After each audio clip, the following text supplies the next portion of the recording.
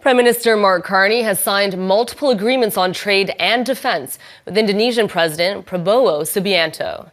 The so-called Comprehensive Economic Partnership Agreement aims to establish duty-free access for up to 95% of Canada's exports to Indonesia over the next year.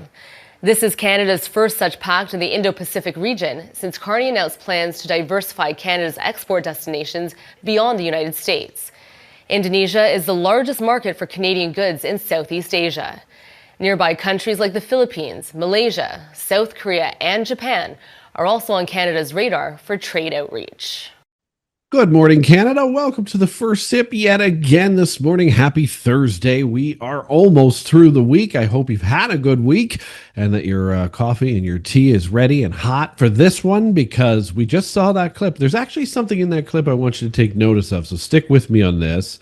Global News ran the headline yesterday. Canada signs a game-changing trade deal with Indonesia. Game-changing?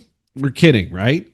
Well, let's break this down, because what we have here is nothing more than a taxpayer-funded photo op spun into a fairy tale by the Liberals and parroted, of course, by our delightful media. Prime Minister Mark Carney wants you to believe that this deal marks a new chapter for Canada's economy. But when you actually look at this deal, when you actually look at the trade numbers that we do with Indonesia, the context and even the body language at the signing that I'm going to point out to you later, so stick with this video, the only thing this deal actually changes is the spin cycle in Ottawa. Let's go. Welcome to Bakes on Things. Well, good morning and welcome back to Bakes on Things. I'm Chris Baker. Don't forget to like, subscribe, comment, and share this video. It is the first sip. Have your first sip of coffee. Let's continue the conversation here, because here's the truth. Canada's entire trade with Indonesia last year was about $5.5 billion in goods and a few $100 million in services.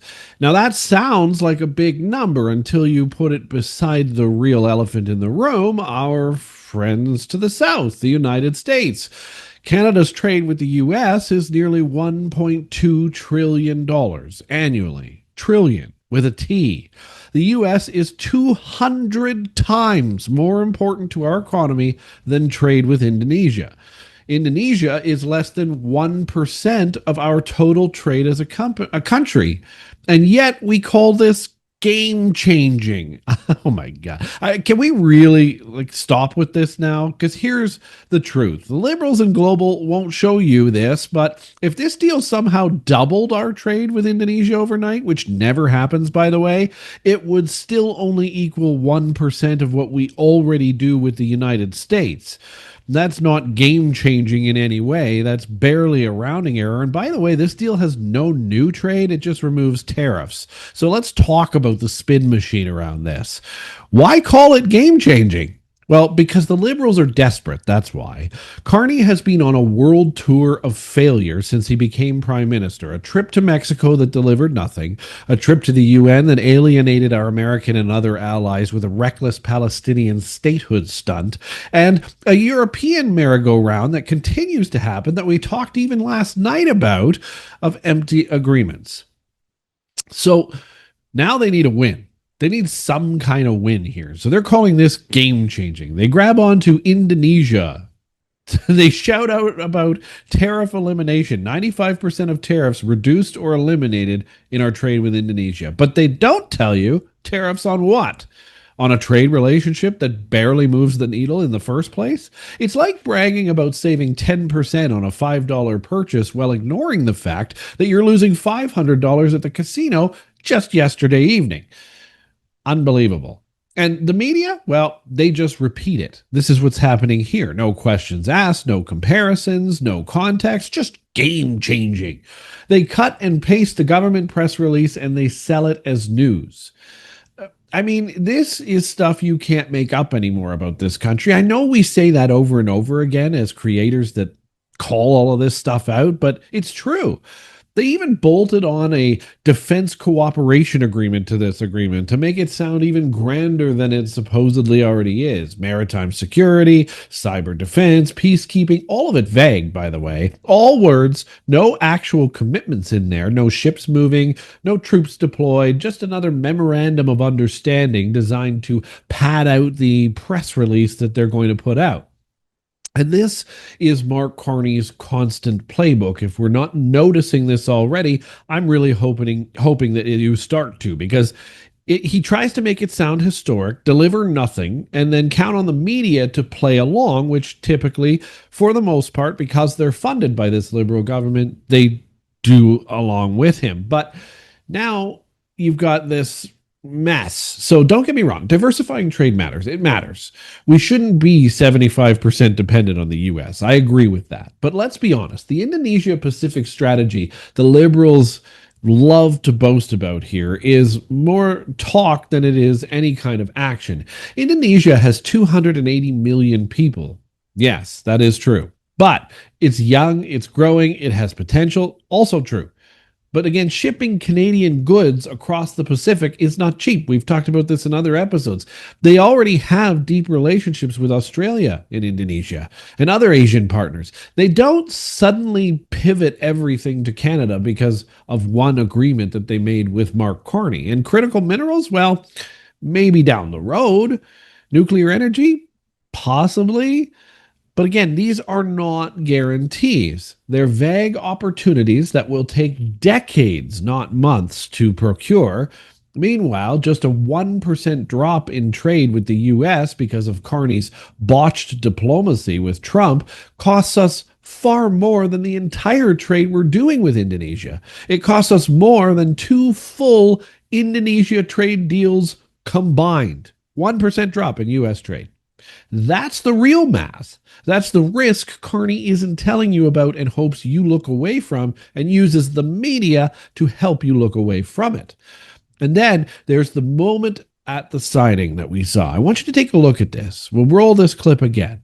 Watch Carney's face as the Indonesian leaders are signing the pact. What is with the eyebrow raise? Not once, but twice. A little smirk, too. It's very weird. At someone in the audience. What is that? Isn't that even disrespectful to the people signing it? Is it arrogance? Is it disbelief? Is he signaling to someone that even he knows this deal is a joke? Because body language does not lie. Leaders who believe they've landed a historic agreement don't sit back smirking and just moving their eyebrows at somebody. Ooh, maybe he's flirting with somebody in the audience, raising their eyebrows like a high school kid sharing an inside joke.